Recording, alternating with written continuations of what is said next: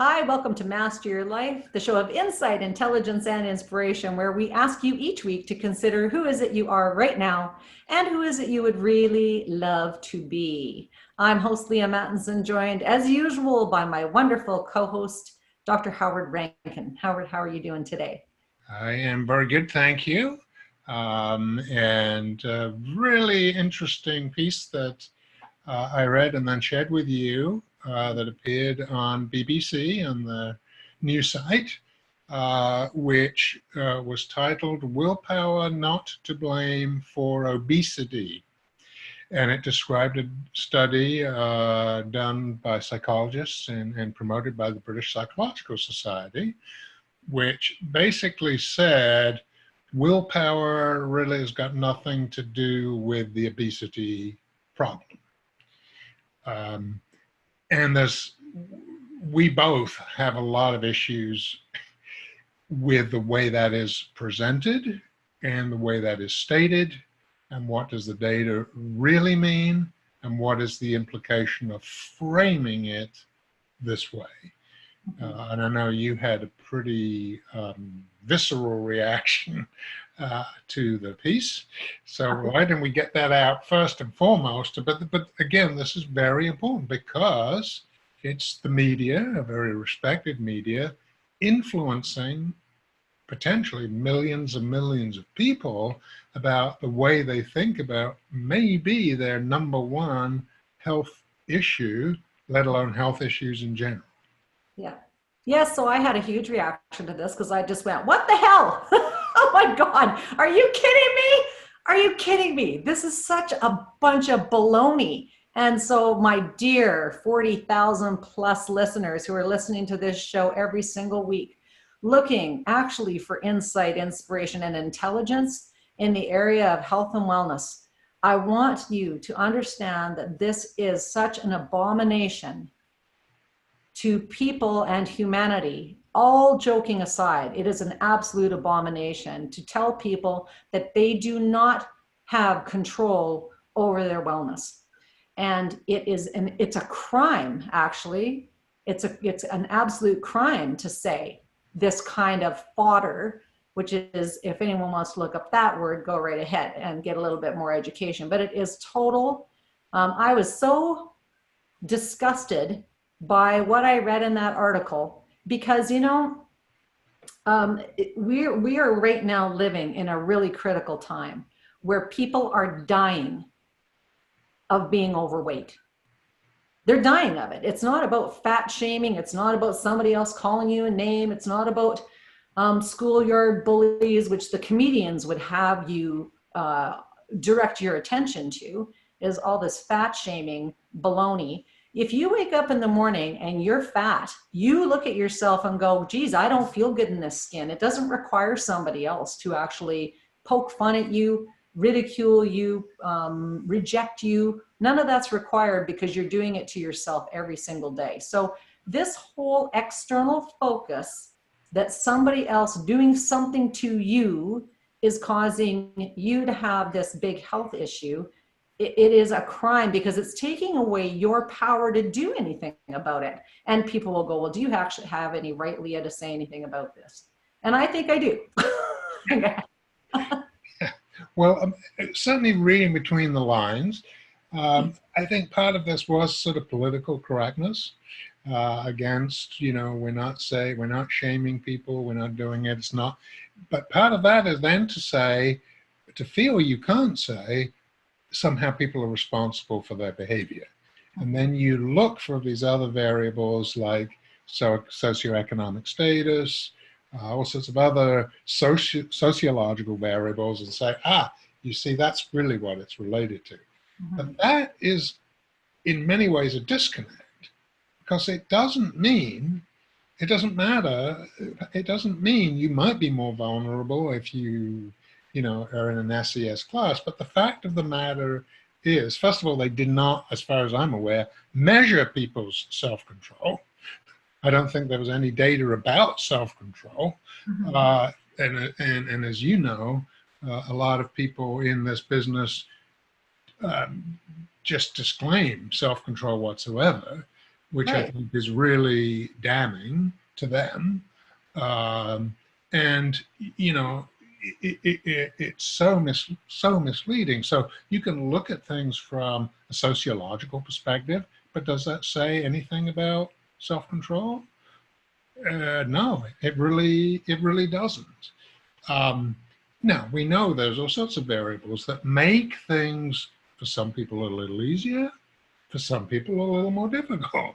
But it really doesn't matter in the sense that every individual ultimately is responsible for their own health and wellness. Right. Because it looks like, and the article supports that we should be looking to our parents and blame them. We should look at where we were raised and blame that. We should look at the food that was available and blame that, or our own, lack of whatever and blame that. There's always this blaming some external thing. And guys, I've been there, done that, got the shirt. So I understand the psychology that goes behind that. The sad fact is that when we, early in my counseling career, so I've been coaching I was doing the math now, over 30 years. And in that time, there was some twin studies done about people who were raised in really horrific conditions. And so let's say brothers that then were tracked into adulthood, who'd been like emotionally abused, had been really severely neglected, had been sexually abused by the same offenders, so all living in the same house. And one of the brothers, so this is one case study. One of the brothers was a lawyer and the other was a bum living on the street. And the interviewer asked the question of each of these gentlemen, so why is it that you ended up this way? And surprise, surprise, they both had the same answer. Well, look at where I grew up. How would you expect me to turn out? Mm-hmm. And so this is the point I want to make here, is that this is not a one-time only, those two guys in that environment. This is all throughout human history, that people grow up in abysmal circumstances and turn out with rock star lives. And I won't even use the term rock star because I don't know that I think that's a great lifestyle, but they have good lives. They have satisfying lives. They're happy, they're healthy, they're well, they're contributing members of society. They feel good in their skin. And there's also people who grow up in great homes with all of the advantage you could possibly imagine that turn into people who are making bad choices all the time. So the problem with this kind of article, Howard, in my opinion anyway, is that really it does a disservice to people in saying that some sort of environment is going to make me turn out some way. It forecasts and does this fortune telling of, oh, my life is going to be crap because I grew up with all these circumstances, or I'm not going to have a good advantage, or I'm doing a shitty job of parenting because I actually can't provide all this stuff that the article says my family needs in order for us to all be well. So you can't win. Right. I mean, and again, that's the problem with trying to come up with sociological causes, quotation mark. Right. They're just associations anyway. Under the best of circumstances, they are associations, right? And I don't think either of us would doubt that there are some sectors of the population that do have it harder, do have to deal with more stuff. But I know a lot of people whose success and drive came from dealing with adversity. Okay, so you can't just assume that somebody's in this category. This category typically is worse off. Therefore, that person is, disadvantaged and is doomed to, all of that. And it really it does many things, but one thing it does do is it takes away that issue of personal responsibility and makes it seem as if everything is driven by sociological factors. Yes. Yeah. It's a wonderful point, and the most resilient people in the world often go through the toughest times. It'd be nice to not have to go through those tough times. That would be great. In the world, though, there is just that stuff. So part of the other thing that I think is so disturbing, though, about this article is that it's an actual association of psychologists that are backing this thing. And so if you're somebody who is apt to default to listening to your medical professionals, then you might actually look at that article and go, doesn't really sound true to me, but it was put out by the Psychologists Association of da-da-da, so it must have some merit. There must be some truth to it. And so this is the danger, right? Is you kind of got to go, do you really got to give it merit, or do you actually got to go, sounds a little bit like hogwash? And there's my farm analogy. And then to, kind of go, what would actually be serve me better is part of the idea of blaming anything else for what we create in our life. We can look at the circumstances even up to right this second around our health and wellness. We might not be that happy with our weight. We might not be that happy with our environment. We might not be happy with our bank account. Like all those things are a direct, they've been created by what we believe in our life and what we're living. So if we try to blame it to something external, it's really hard to change it. When you go, hang on a minute, could I actually fix that myself and take personal responsibility for the things that we want to create, including a great body, like whether that's for strictly vanity or you don't want to have a heart attack. Either way, doesn't matter to me. But when you're handing the authority over to somebody else, and if you read further in the article, it's actually like the psychologists are now going to be training other medical professionals to be able to help treat people with obesity. But if they're treating people, with obesity, because that's now what you're with it, then you've been treating these people now for decades, and look at the result you got, medical professionals. We're fatter than we've ever been. We're more addicted to food than we've ever been. We're more addicted to alcohol, drugs, porn, prescription medication, being in systems than we have ever been. And this is what happens when you get into medical systems and thinking, or any system, and think that it's actually going to resolve your issues for you. It isn't. And that's true. And also there are some other fundamentals. Even if you were to accept to some level, okay, there are these factors that are associated with it, that still says nothing, zero, about how to treat it, okay? The things that, create a problem, the things that maintain a behavior, and the things that change a behavior are totally different, okay? So the answer, if you say, oh, well, obesity is really about the class you're in, so the only way I can become, slimmer is if I move up in the socioeconomic scale, that's nonsense, okay? There are many different things. There's a big difference between what starts something and what's going to fix it. Right. And you and I have talked about this, and I've been in both of these shoes and identities, and I totally agree with it. Psychologists are looking back at what causes it, but for almost every problem, the issue isn't what caused it, is what am I going to do about it? And those two things are not, surprisingly, maybe to most people, there's often very little overlap between what caused it and what you're going to do about it. Right? Right. Yes. Yeah.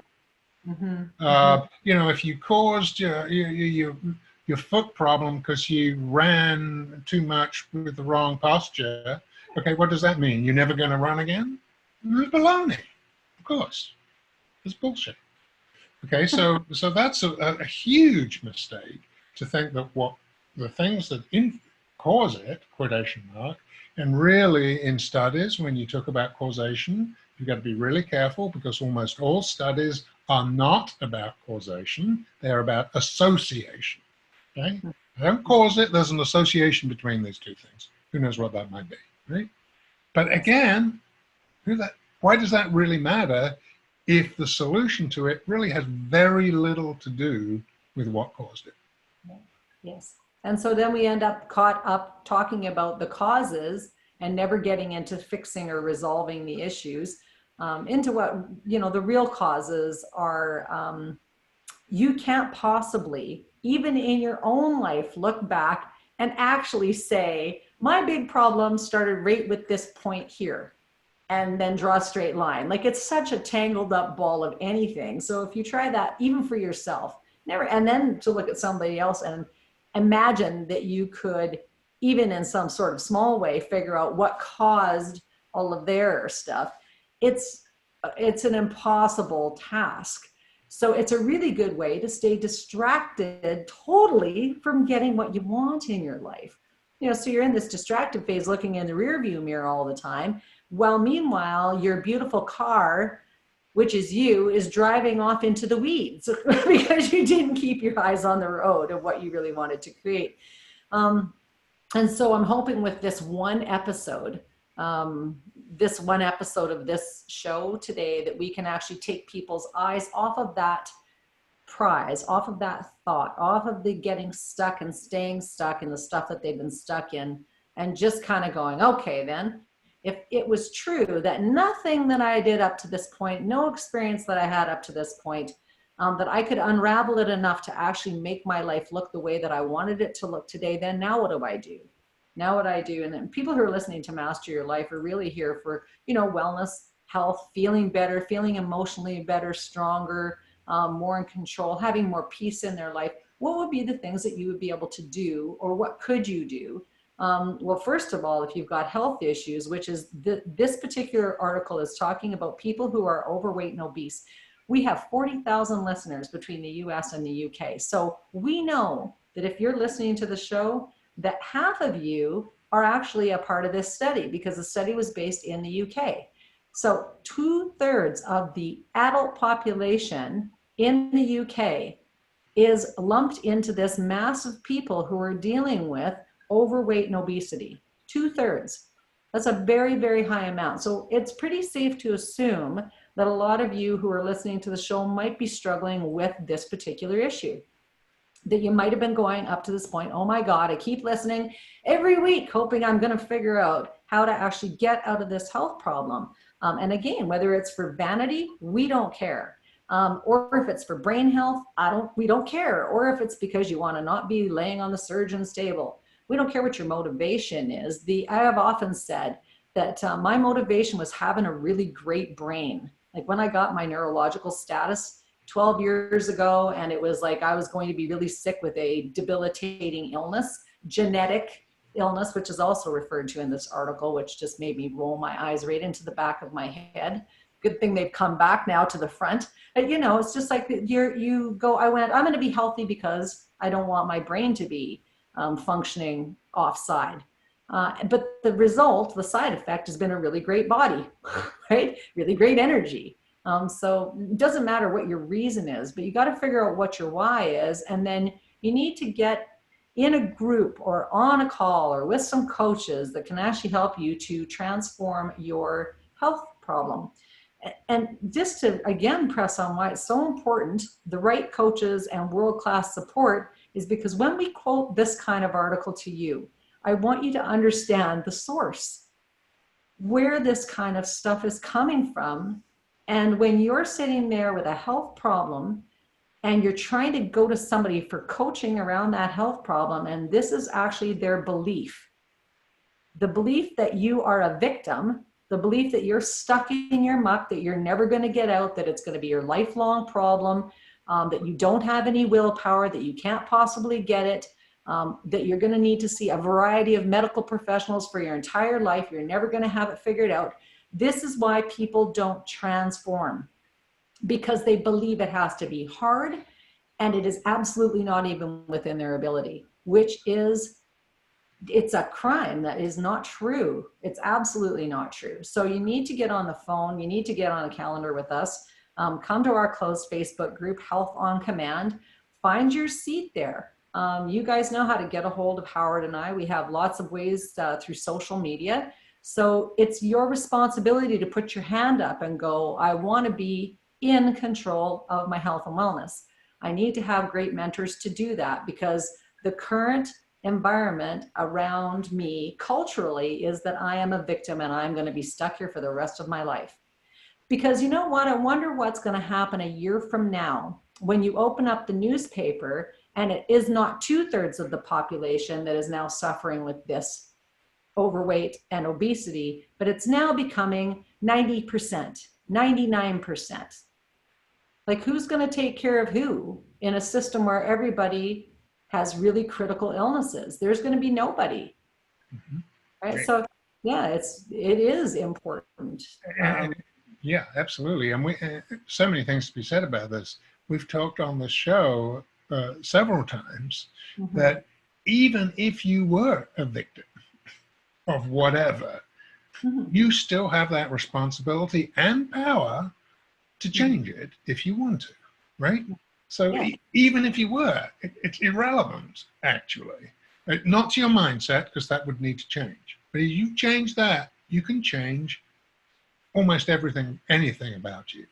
So Mhm. even if you were, and we're having some doubt about whether you are, just calling you that is absolutely the worst thing you can do for yourself. And Mhm. here we have people sort of implying that. Again, I'm not sure how much sort of political correctness comes into that. We're not shaming anyone. We're not shaming anyone at all. All we're saying is, hey, if you're obese, you definitely have some health risks and all sorts of other things. And if you want to, you can change that. You have that power.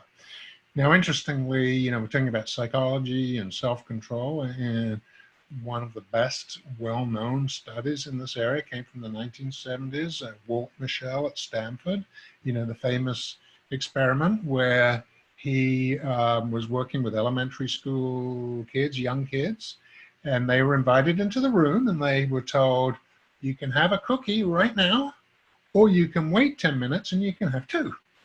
Mhm. So some kids said, no, I got to have it right now. And the other kids, no. They followed these kids for years through their life. Mhm. And guess what? The kids who demonstrated that level of control, if you will, stopped them being impulsive and said, oh, I'll wait a few minutes and I'll get two, actually did better on many, many life variables. So this notion that self-control is not important is sheer nonsense, Mhm. really. And you can develop it. I mean, this is the thing. It's not you either have it or you don't. You develop it as you go through life. You can. You can make that choice. Absolutely.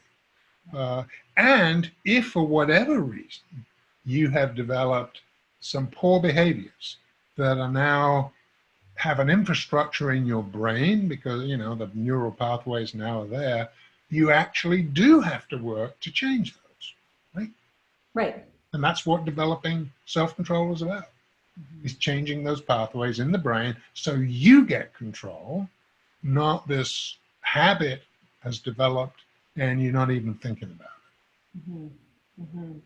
Yeah, and so the outplay in your lives right now, guys, if you're listening to this, and the play out also in your family's lives, um, really is when you're talking about overweight or obesity. So I mean, we've talked about this on many shows, but this might be the first time you're listening. So just being mindful of that. That I used to think when I was over 100 pounds overweight that I thought that I was morbidly obese or obese because the 100-pound mark. That was what I thought it was. And then surprise, surprise, I, got a little wiser and more informed and went, oh my God, obese is actually can be 30 or 40 pounds. This was shocking to me because the whole time that I was gaining weight, I thought, well, I'm not fat yet. I'm not really fat yet. I'm not obese yet. Um, I can still find clothes that fit me right now. I don't have any major health problems yet. But when I found out afterwards that it's like 30 or 40 pounds is actually obese. And then I started linking, oh, obesity actually leads to all of these really horrible outcomes that I went, oh my God, I was so far over being obese that I was into a whole other specialized category of fatness. And so it is absolutely not about shaming. It is 100% about the opposite of that, which is going, I need to be totally in love with myself. How am I going to do that? With all of this, with people saying to me, you look great, and me going, that is a straight out lie. And it is. I know you're lying to me. So why are you lying to me? Like, who do you think is feeling good as a result of this conversation? Because I don't. I know you're lying. I look terrible. I look like I'm 100 pounds overweight because I am 100 pounds overweight. And there's no amount of clothing that I can put on that is actually going to make me look better. I know that. And I sure as hell don't feel good. I feel terrible. So I think that the shame really is when people don't say things more like this. You don't look very good. How uncomfortable are you right now in your skin? Well, yeah, I'm fairly uncomfortable. Like, how much pain are you having in your body right now?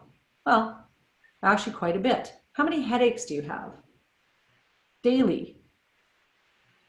How do you feel about yourself when you roll out of bed in the morning? I don't know. I'm sore. Everything hurts all the time.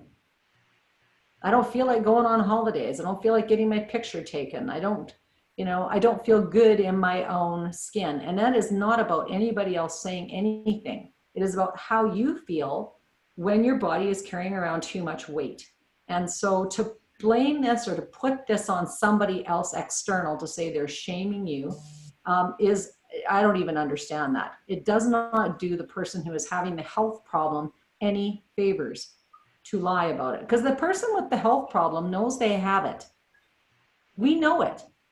If you're an addict, like quote unquote, if you've got a drinking problem and you've been drinking for 20 days straight and you know your liver is feeling terrible and you feel like crap, it doesn't do anyone any favors to you to say, you look great. You go, no, I know I'm green. It's like, I know the color of my skin has changed. I know my liver isn't functioning.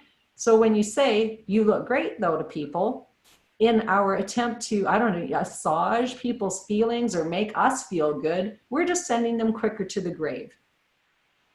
And is that actually what a loving person does to other people? No. No. No.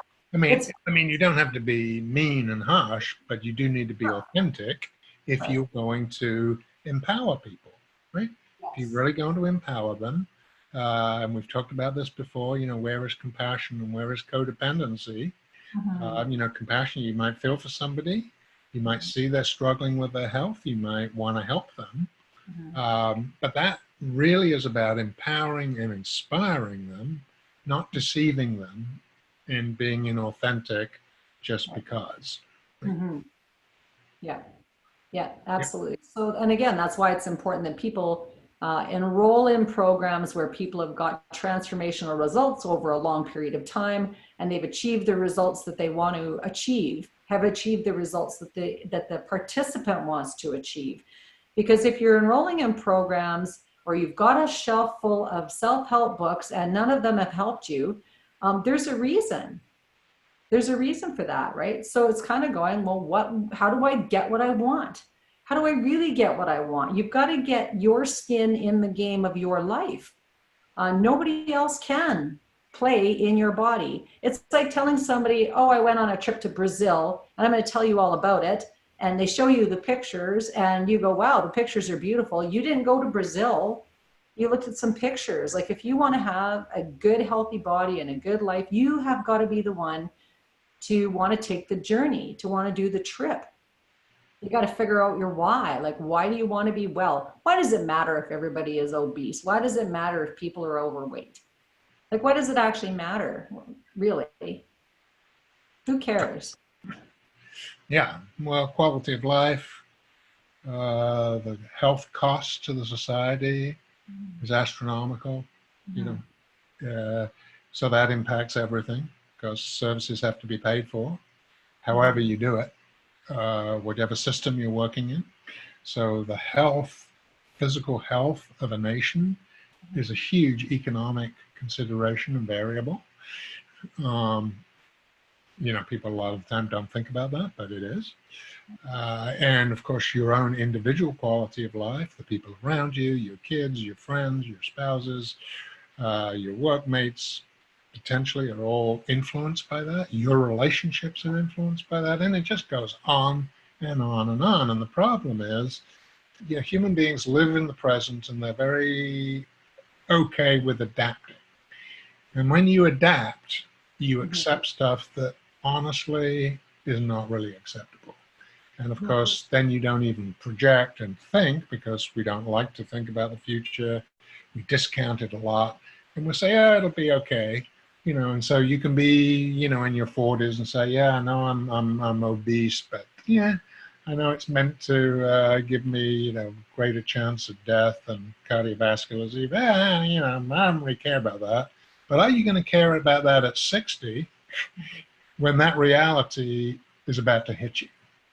When you're told your cardiovascular system is in disrepair, you're in serious problems, you're going to need, whatever it is. Are you going to feel quite so blasé about it then? The answer is, of course, no. You're not. Yeah.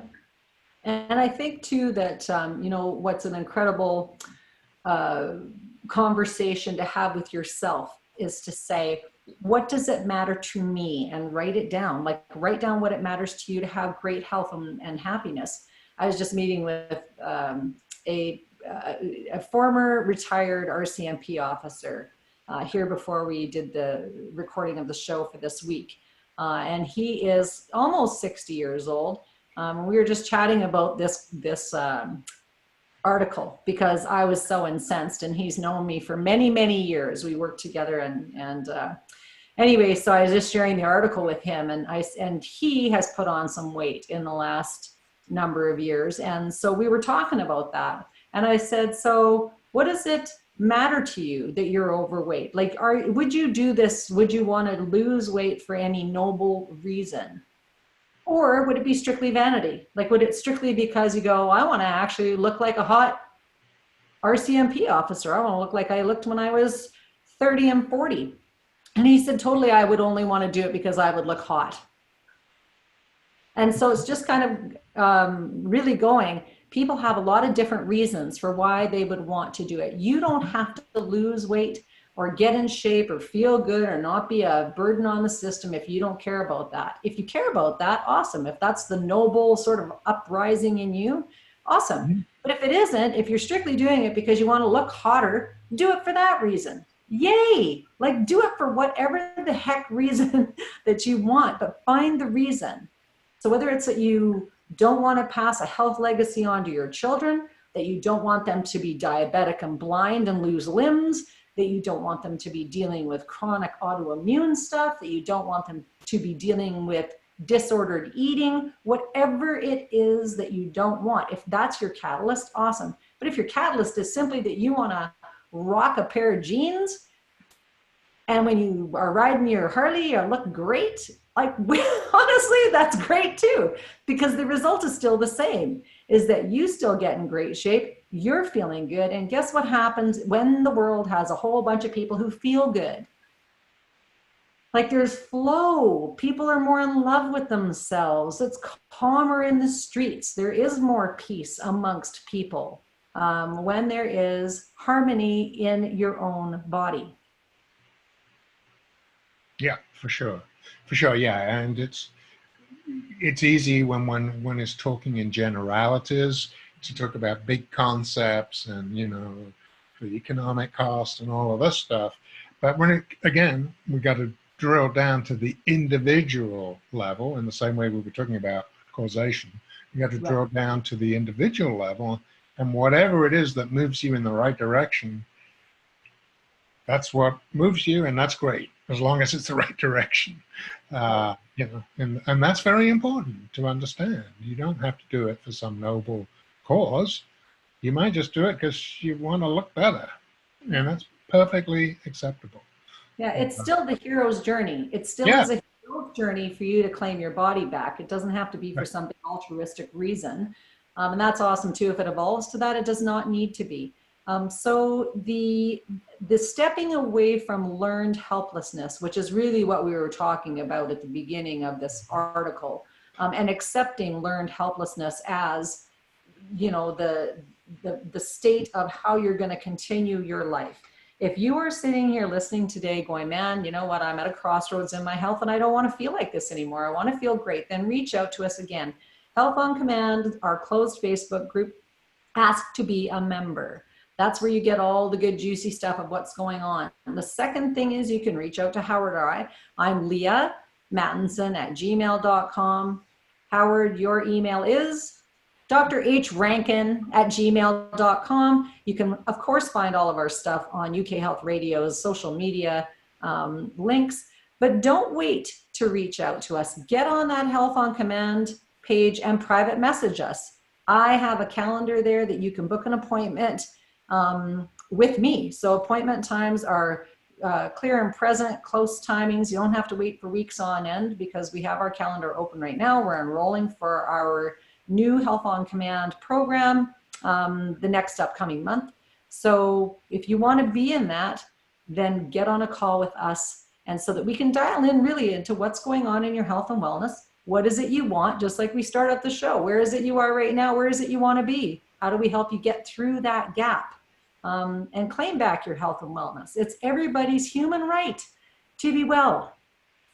Yeah, it absolutely is. And again, I think this is something that people don't grasp. They don't see it. A lot of them don't believe it. They don't believe that they can. And they have totally the wrong mindset, brought about by all sorts of factors. But we know, and a huge part of this is the ability to regain that control of your life. Mm-hmm. You have that ability to do that. And it's really difficult. It may be difficult, it may not be difficult, but you can't, the one thing's for sure, you can't do it if you have that mindset is, it's somebody else's problem, it's not my fault, there's nothing I can do, because that simply isn't true. Right. And also the I don't know how. Yeah, I don't know how is the other one. And so the whole, imagine that Howard and I are standing on the boat and we're throwing out life preservers to you, 40,000 people every week. Say, hey, let us help you. You are the one who has to decide whether or not to grab the life preserver, and we can pull you in then. But we can't do it if you're not going to grab the life preserver, right, guys? So you've got to be the one to do that. Yeah, absolutely. Oh, okay. Yeah. And so, yeah, and this is really, really critical because, again, nobody can do this for you if you do not have the right mindset. It's just not going to happen. And so much of what I saw in behavioral change when I was working in that field was just looking at it as behavior change in a sort of rather neutral scientific way hasn't really revealed any results, or not very good ones. Okay, this is not just about, oh, I got to tweak my behavior here and tweak it there. As Leah rightly says, it is about transformation. It's about transformation. It's about you taking charge of your life, understanding why you want to do that, and there are many reasons for that, really being engaged in it, getting fantastic support and guidance in how to do that and on your journey. And then that's how you change.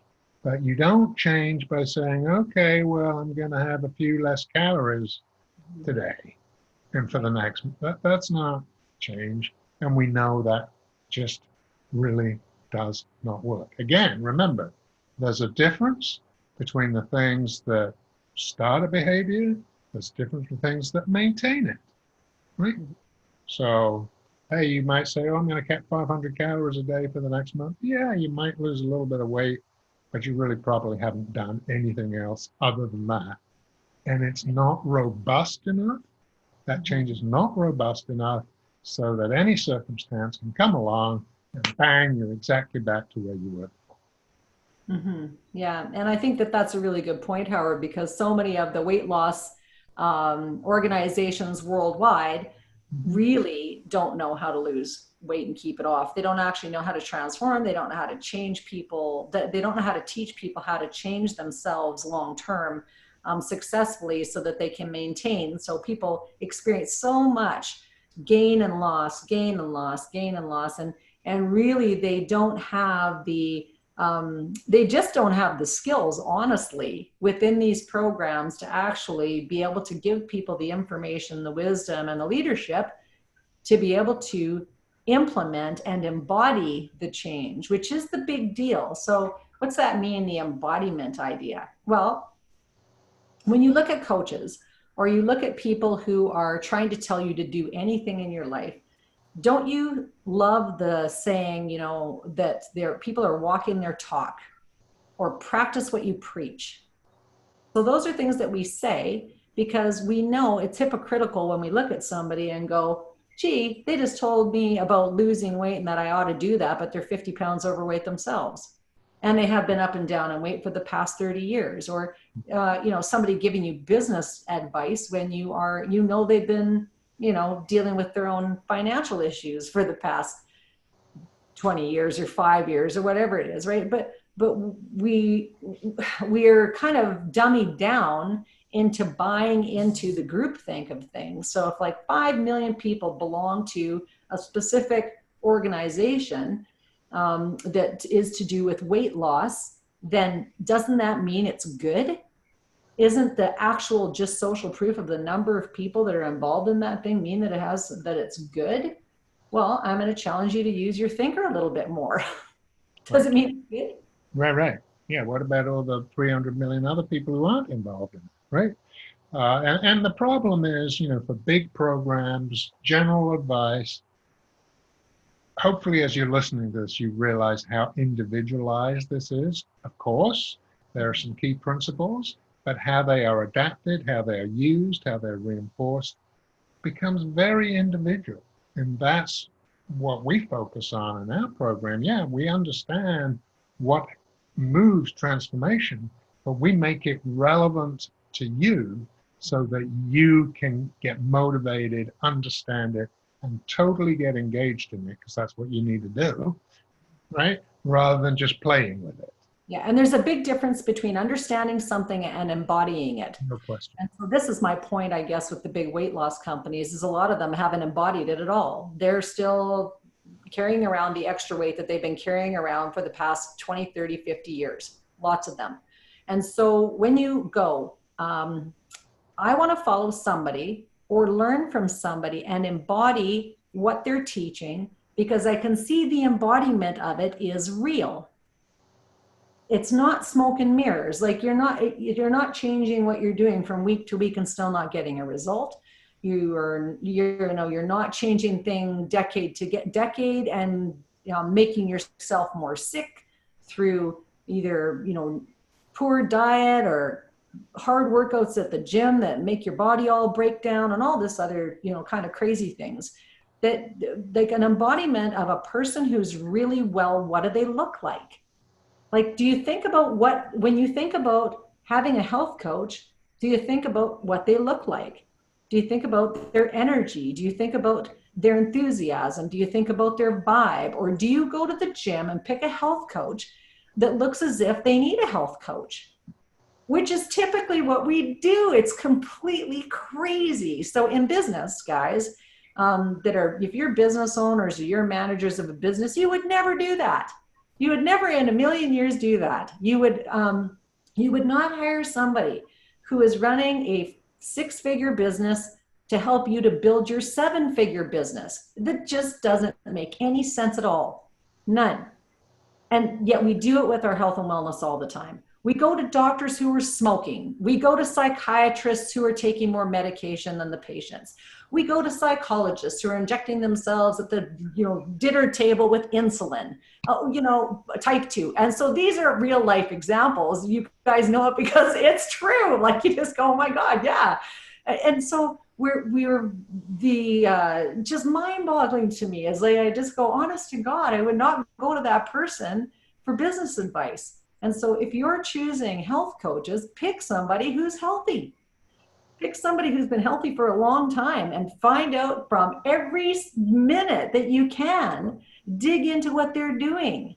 Ask questions. But you need to be, the thing about free advice is it's exactly that. It's free and most people don't take it anyway. So when you get on the call with us, we're going to talk to you about, what's really going on in your health. We're going to ask you some hard questions, like how long have you been dealing with and what else is it affecting?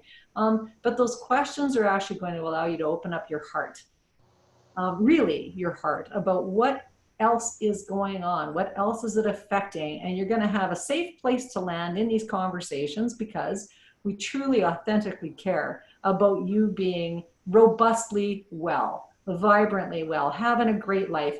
I woke up with my grandkids. I'm babysitting this week, and I woke up with the grandkids this morning and just went, I am so glad that I can pick them up, love them up. I'm up before they are. I'm doing my thing. I have breakfast ready for them. It's like they're coming in the kitchen happy. And I would not be doing that, guys, if I 20 years ago had not made some really different decisions.